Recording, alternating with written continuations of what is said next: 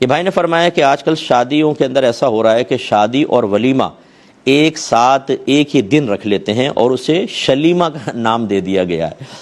توبہ میرے مالک، تو کیا یہ صحیح ہے یا نہیں ہے؟ تو یہ بالکل غلط ہے۔ میں سوال یہ کرتا ہوں کہ یہ بتائیے کہ ولیمے کا تصور آپ کے ذہن میں کہاں سے آیا؟ کس نے کہا ولیمہ کرو؟ تو آپ کہیں گے جی نبی کریم صلی اللہ علیہ وسلم نے بتایا، قرآن اور حدیث، یعنی حدیث سے ہمیں پتہ چلا کہ ولیمہ ہوتا ہے۔ تو حدیث سے جب پتہ چلا تو پھر حدیث یہ بتائے گی نا کہ ولیمہ کب ہوگا، اور کیا اس کو شادی کے کھانے کے ساتھ مرج کر سکتے ہیں کہ نہیں، یا آپ اپنے پاس سے بس ولیمے کا تصور وہاں سے لے لیا، باقی یہ شترے بے مہار ہو گئے کہ ہم جیسا چاہے کریں۔ یہ یاد رکھیں کہ ولیمے کا تصور یہ ہے کہ فرسٹ نائٹ کے بعد پھر جو کھانا کھلایا جاتا ہے اس کو ولیمہ کہتے ہیں۔ تو یہی نبی کریم صلی اللہ علیہ وسلم کا طریق رہا کہ شب زفاف کے بعد آپ نے کھانا کھلایا ہے صحابہ کرام کو، یا ویسے ہی تقسیم کیا جیسے صحابہ کو بلا کے کھلا دیا ہے۔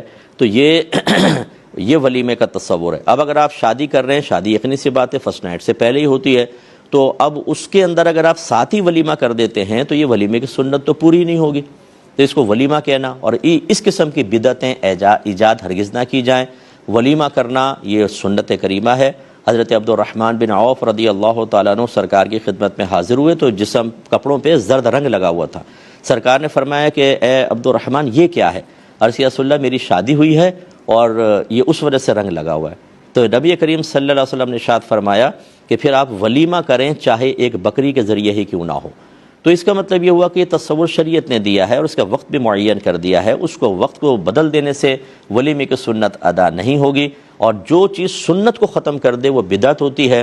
ایسی بدعتیں ایجاد نہ کریں، ورنہ آپ کے بچے آپ ہی کی روش پہ چلتے ہوئے آپ نے ولیمے کو شلیمہ بنا دیا، اس کے بعد وہ اس کو قیمہ کر دیں اور کیا کر دیں یہ اللہ ہی بہتر جانتا ہے، اور وہ ایک چیز پہ بچے نہیں رہیں گے، پھر وہ ہر چیز میں اپنی مرضی اور سہولت کے مطابق تبدیلیاں پیدا کریں گے، اور اسی بنا پر دین کا نقشہ بدل دیا ہے۔ ہمارے خاندانوں کے رسوم اور رواج اکثر خلاف شرع اور بالکل قرآن اور حدیث کے خلاف ہوتے ہیں، اور ہم جرأت مندی کے ساتھ ان کو اس لیے کر رہے ہوتے ہیں ہمارے ہاں تو ایسا ہوتا ہے۔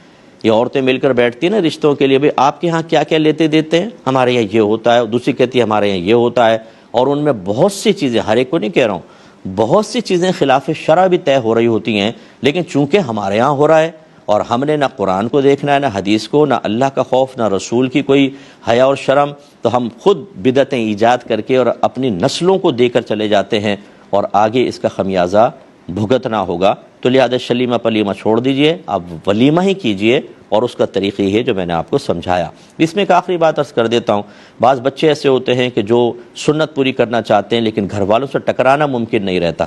گھر والے کہتے ہیں تم خاموش رہو، ملا نہ بنو زیادہ، جو ہم کر رہے ہیں بس ٹھیک ہے، ہم جواب دیں گے آخرت میں۔ ایسے جرأت مند بھی آپ کو ملیں گے۔ ایسی صورت میں نوجوانوں سے میری گزارش ہے کہ آپ لڑائی جھگڑا نہ کریں، بولے آپ کی مرضی جو چاہے کریں۔ آپ اگلے دن صرف ایک دو دوستوں کو بلا کر کھانا کھلا دیں، نیت کر لیں کہ یہ ولیمہ ہے۔ ولیمے کے لیے باقاعدہ ہال بک کرانا، انویٹیشن دینا، کوئی بہت زیادہ بڑی مقدار میں کھانا بنانا یہ لازم نہیں ہوتا، تھوڑا سا کھانا کھلا دیں، ولیمے کی نیت سے انشاءاللہ سنت ادا ہو جائے گی۔